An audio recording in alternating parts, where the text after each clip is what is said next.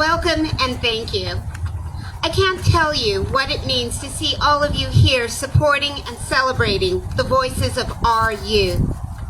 It's joyous because your presence here today is an investment in our future and an inspiration to the youth who will carry that future. It has been my absolute honor and privilege to work with these stellar young people.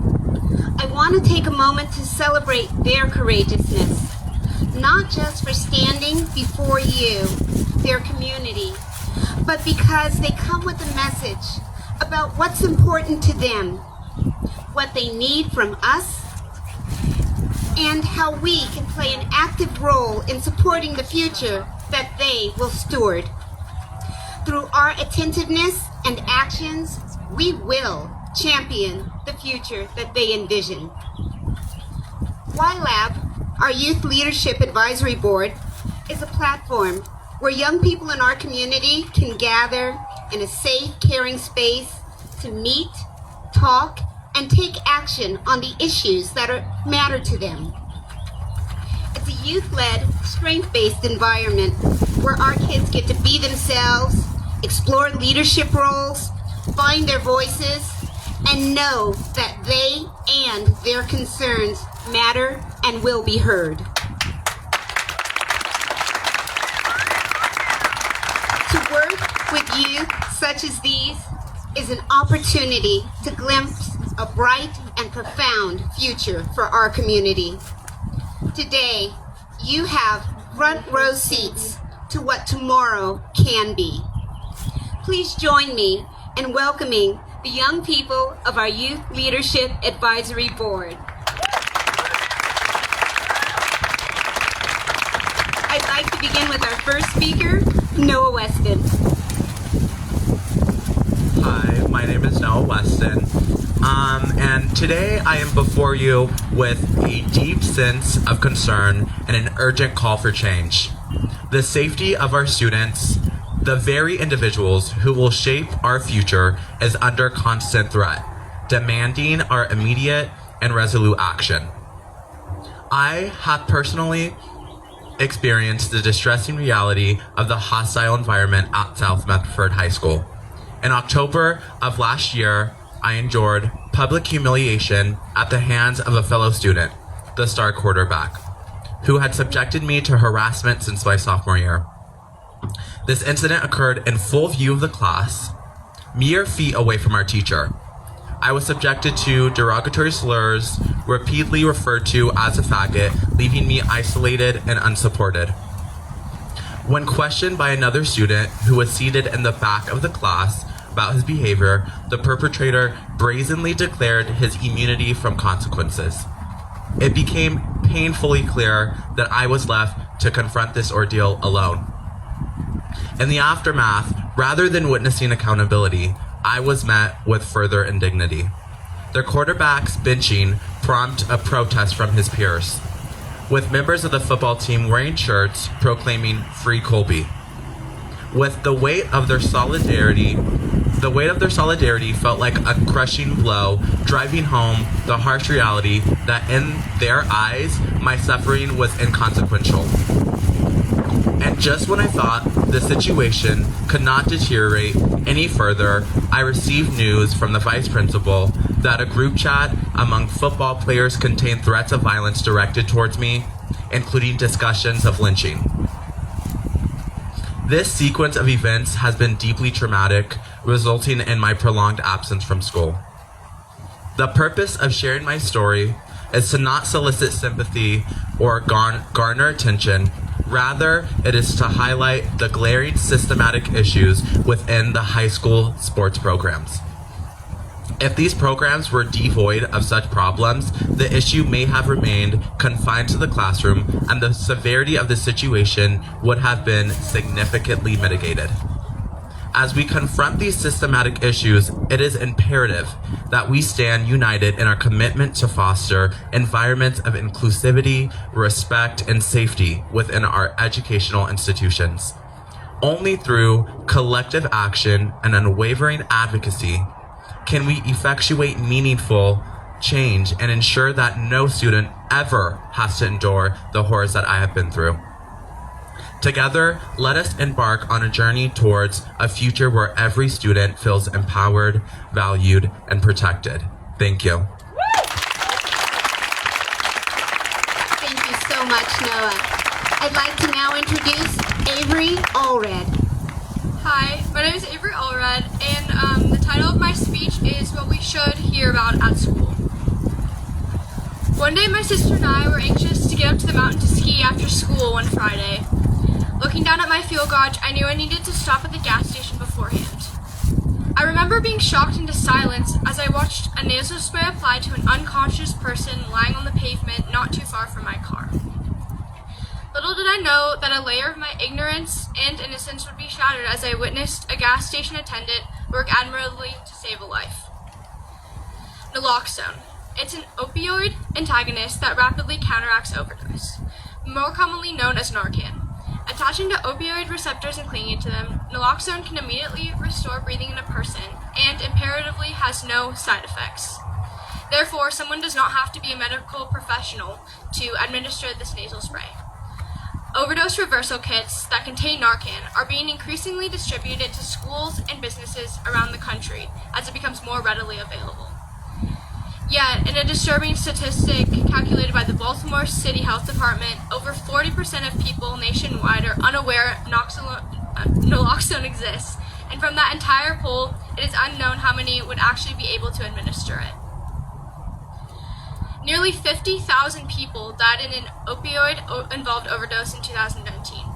Just in Oregon, an average of 90 passed in 1 month. One study found that bystanders were present in more than 1 in 3 overdoses and may have been able to save the person if they had known how to. At the gas station last January, I overheard the bustle of a person pulling out Narcan to pull a victim from the verge of death. The entire situation was tragic and terrifying, but ultimately, that person had another shot at living.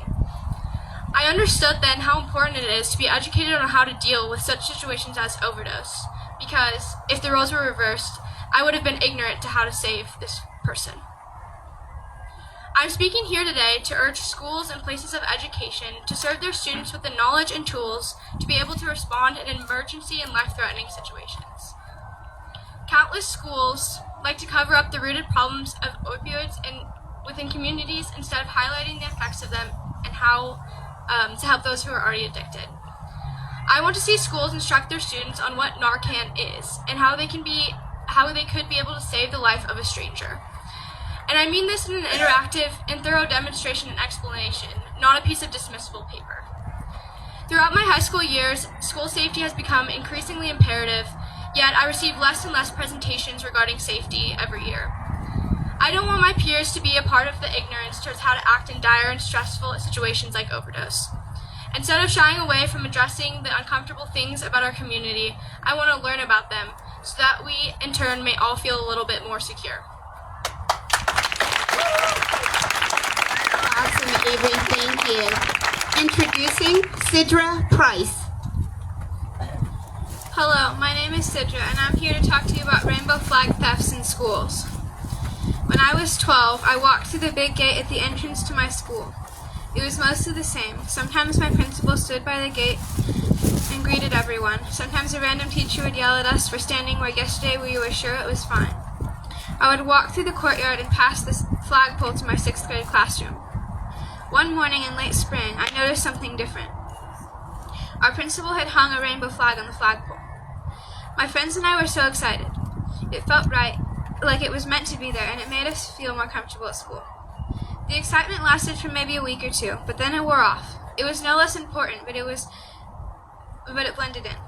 We didn't have to look up to see it was there. It was simply part of our community. Then, maybe 3 weeks later, the flag was stolen. It was a little scary. There was someone in my community who didn't want our pride flag there, didn't want us there. Having the flag there was a reminder that everyone was welcome, but having it being stolen was a reminder that not everyone wanted it this way. Our principal replaced the stolen flag, and things went back to normal. But then, not even a week later, the flag was stolen again. This happened over and over. The theft came and stole the flag. Our principal replaced it. But at the end of the year, my principal left. The following year, when I was in 7th grade, the flag was only stolen 3 times. On the 3rd attempt, whoever had been stealing the flag left a note on the flagpole, "Leave kids alone." It would have been almost ironic if we hadn't been so frustrated with the thefts. The flag was there not to exclude people, but to include everyone. That was the last we heard about it before our new principal gave in. Nothing happened after that. No more rainbow flags. No one caught the person responsible for stealing it. No one even made an attempt to cover the message still on the flagpole. That was the most important part to me. No one did anything. This is happening all over the country in schools, and something needs to be done about it.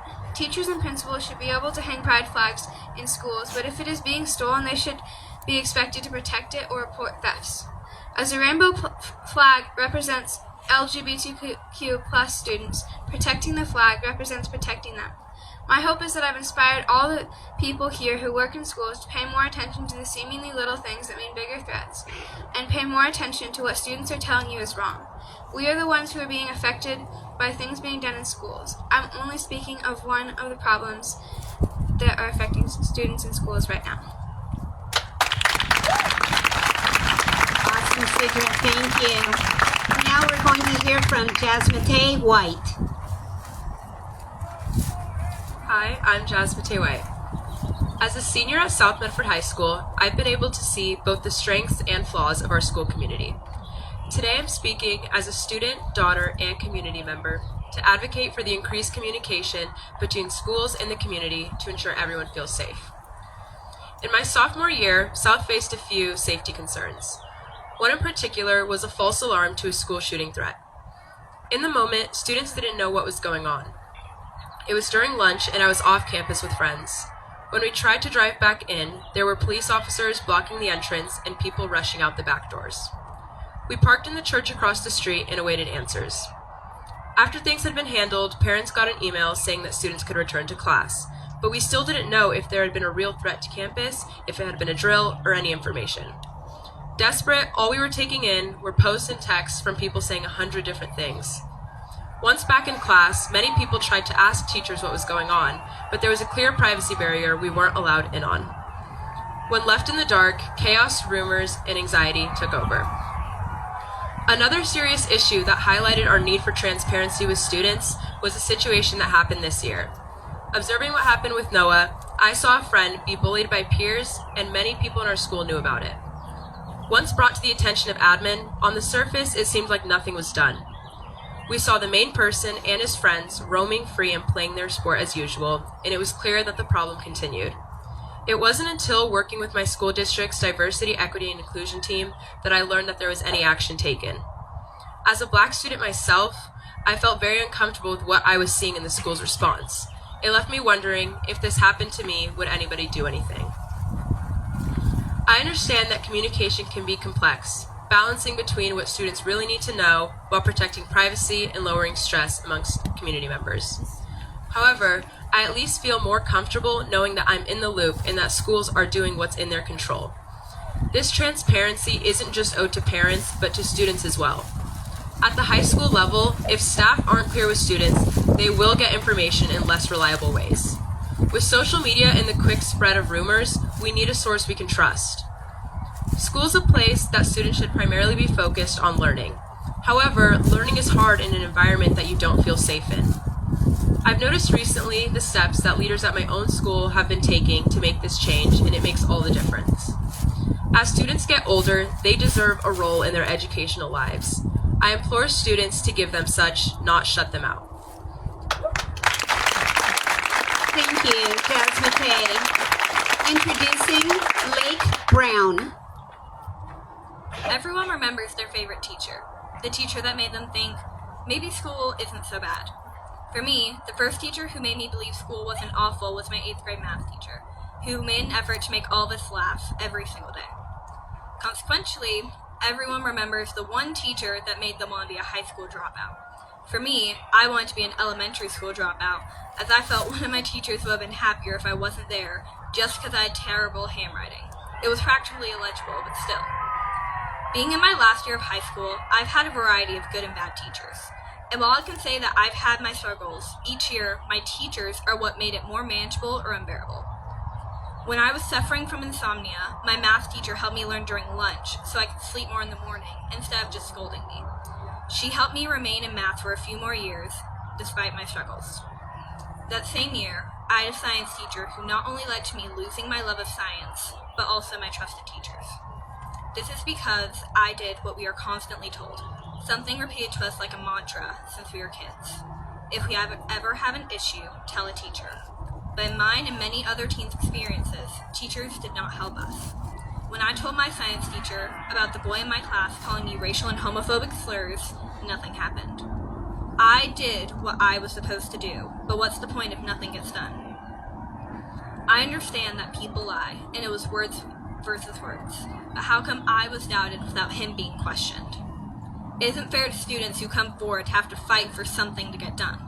And it's harder when their teacher, the person we're supposed to trust, doesn't help us. This behavior in teachers is what causes my distrust in the school system. If I had another issue, I wouldn't tell them, because when a student speaks of bullying or harassment, the teacher assures us action will be taken, only for the bullying and the same behaviors start up again in a few weeks. And while some people view bullying as just harmless or teasing, it can escalate. That escalation is where the real danger comes from. When my friend told teachers that they were afraid because the student was threatening violence, the teacher didn't believe them. My friend got attacked and they ended up hurt. But worse, the school did nothing, just because it wasn't on school property. Eventually, we found a teacher who helped us and got them the help they needed, but it's unacceptable that the situation had to escalate this much to get a teacher to believe us. Students no longer feel comfortable coming to teachers with issues they have. In our minds, all that happens is a little hassle for no result. So what's the point? Teachers and students don't have a connection. Not like they used to. And not only is the connection gone, but worse, so is the trust. Due to the actions of a few students, all of us get punished. We're getting bathrooms closed because people are misbehaving. We're getting areas shut down. And I recently found out we got soap and paper towels banned for a week for reasons unclear to me. Even though I'm a good student and I don't do any harm, I'm still getting punished. I know issues are not black and white, but the less trust the school has in us, the less we have in them. Please listen to your students. We want to trust you, so give us a reason to. Thank you so much, Lake. Now introducing Juliana Shoholum. Hello, my name is Juliana, and I'm presenting on the topic of drugs and teens. People are bullied because they use drugs, and they are faced with a lot of issues from adults. But if they don't use them, they get called names by people their age. Why are people having these issues? Did you know that Oregon has the highest drug rate in the country? I've talked to a resource teacher at my school, and she said that 1 in 3 teens using drugs get them from their parents. And I don't mean medicine to help with fevers or headaches. I mean meth, cocaine, nicotine, ecstasy, heroin, etc. Obviously, not all parents supply drugs, and many don't. But 17.5% of Oregon teens use drugs that we know of. And that 1 out of 3 is giving, selling, and trading drugs to that 2 out of 3. The thing is, addiction is hard, and I'm sure some of you here have seen the effects it has on people and families, possibly even firsthand. But addiction is really hard to get out of, just because there will always be a part of the person's brain that craves it, and unless they have absolutely no want for the drug, no matter how much they want to quit, it will be very, very hard. And you can't always tell when someone is using drugs. But here are some things to do to prevent it from happening. You can educate them. Obviously, they won't always listen, but take them somewhere that they will see the negative effects, or show them a video. Know where the teen is. If you think something's going on, don't just wait for them to tell you. And don't outright confront them, because that can make the teen angry and defensive. Keep an eye on prescription medications. Know the teen's friends. Like I said, it's often that one has the drugs and the others share the drugs. Most of all, set a good example. If you're using drugs or have other substance abuse issues, they will too. That's just the way it is. 87% of teens with parents that have substance abuse issues are gonna have the same or similar issues themselves. An acquaintance of mine actually has a parent thing in her life. Her mother said that while she won't supply it, she doesn't care if her daughter vapes or smokes. Neither of these are as hardcore as the drugs I listed earlier, but they're still an issue. Another acquaintance I have actually was addicted to vape, and still is. She smashed her vape trying to quit, but a month later had a new vape. She really did want to quit, but it just didn't end up working. Her mom had also seen her stash of vapes and other drugs that I don't have the details enough to add, and said she did not care as long as she was being responsible. There is no such thing as responsible when it comes to drugs. There just isn't. Another acquaintance of mine has a mother who supplies weed to her. Her mother grows the plant and gives her daughter weed to share with her friends. I'm asking the people here that if you see anything like this, help them. They may not want help, but they need it. Thank you for listening. Thank you so much, Juliana. Now we're going to hear from Luke Bracero. I remember a time when mass murders were not common. In fact, they were practically unheard of. And yet I also remember growing up, watching them become more and more prevalent as I moved through school. And yet, I was never afraid. I grew up watching people around me become increasingly terrified. I even heard jokes from those who were trying to cope, like maybe they should start a company selling bulletproof backpacks or bulletproof vests to children. And that fear didn't exist because I was too preoccupied with my own problems, with my own issues, my own terrors, and I surrounded myself with people who had similar experiences. But there was one time when the fear of these mass murders was truly set in my heart, and that was when a close friend of mine had admitted to me, after years of me knowing them, that they had planned at one point a mass murder upon my school. I had never been so terrified, and yet I loved this person, and I still do, deeply. I have seen many people hurt and become isolated due to their pain, but they were given a chance to free themselves from their isolation, and they too were freed from those who hurt them so deeply. I understand that isolation and pain can fill you with hate, and yet they had a chance, and I've been given many chances myself. I have been with this organization for almost 4 years, and I truly, truly love it, deeply. I believe it offers the service that these children need, that many children need.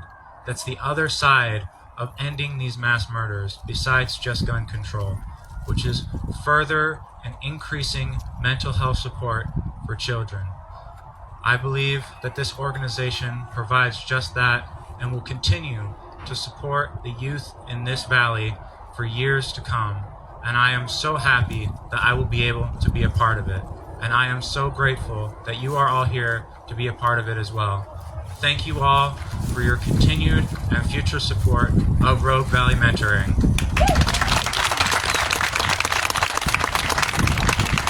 Thank you so much, Liv. And our final speaker is Satya Penny. While you're asleep tonight, I'll climb through your window, drug you, and let my friend do whatever he wants. This was told to one of my classmates from another student. Sexualized jokes have not only been normalized by my peers, but also by my teachers. The fact that a student saying they feel unsafe or uncomfortable isn't enough proof or reason for a teacher to take action boggles me. The jokes and comments that have been made to my friends, me, or even kids that attend other schools are awful. These jokes are targeted towards insecurities, whether it's commenting about how much someone weighs or the stretch marks on their thighs. Maybe it's about how wide or skinny they are. No matter what the insecurity is, someone will point it out. One of the main places I have seen this evolve in is in sexualized comments. Like when a student told another peer of mine that they are going to get raped in their sleep. I'd like to focus more on the story. In the fall of 2021, I started a new school. It's a smaller place that I have learned to love very much. But during my first year there, in 6th grade, I was introduced to a boy that we will call Jack. As I recall, the boy and girl were standing by the bathroom with a couple other friends, and that's when these words were spoken. "While you're asleep tonight, I'll climb through your window, drug you, and let my friend do whatever he wants." The boy who made this comment was punished with in-school suspension for a few days. By the end of that, he was sitting in our classroom again like nothing had ever happened. After this occasion, the boy had toned it down quite a bit, but if it was while we were in choir or even walking to lunch, the strange comments that he would make towards the girls made everyone feel uncomfortable. Of course, the school tried to address this behavior, but it didn't change, and in my mind, the boy was never held accountable, and so he didn't truly learn. How a student feels in school is a very important thing. School shouldn't be a place where youth have to be worried that they're going to be told that they're going to be raped by another classmate. And the worst thing of them all is the amount of times that these words have come true. Even though I see adults trying, it takes more to make a difference.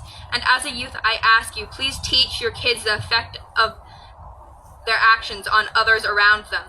Please teach your kids what their words mean. Make sure they know the consequences of what they're saying. Whether it's your own child or a student that you teach, please pay attention and listen to the kids around you. If they're telling you that they don't feel safe or they feel uncomfortable, please make sure that you take action.